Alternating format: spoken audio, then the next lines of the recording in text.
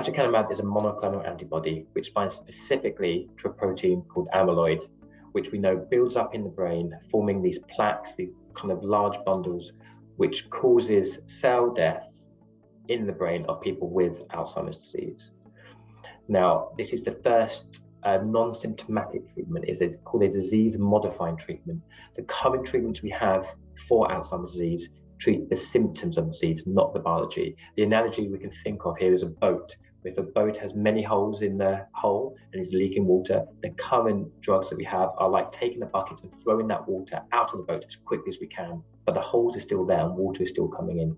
This treatment here is actually like plugging the holes in the hull of the boat so that no more water comes in. So it's actually modifying the disease, not just treating the symptoms. And it's the first ever treatment to do that for Alzheimer's disease.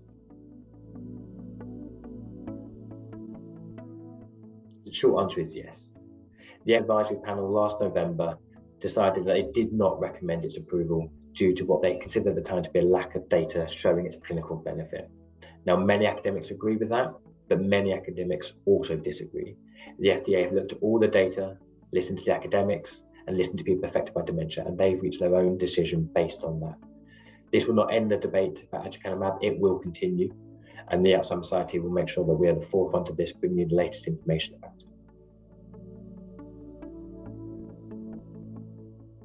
Well, first, the Biogen, the company that filed for the FDA application, have now currently filed for the EMA, which is the European agency, which has to make a decision on it. After that, it'll come to the UK for our agency to make a decision.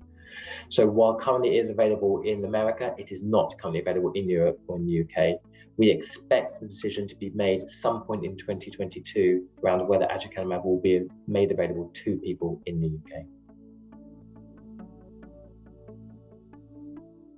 The Alzheimer's Society funded research 30 years ago that showed amyloid builds up in people's brains that have Alzheimer's disease. And it's taken 30 years for a treatment now to be approved by regulators in America.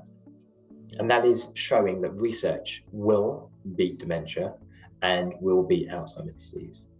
And that is a positive step. And it's always a long and it is always a bumpy road with unfortunately many false dawns, but it shows the progress will be made. There's currently 126 drugs in clinical trials looking to make a difference to people affected by Alzheimer's disease and dementias more generally. We are targeting amyloid, we are targeting tau, which is another protein that builds up in the brain. We're using immunotherapies, that's using your own body's immune systems to tackle disease. And these are all really exciting developments. And I think it shows once again, if there's ever any doubt, that research is making a difference and will continue to make a difference in the future.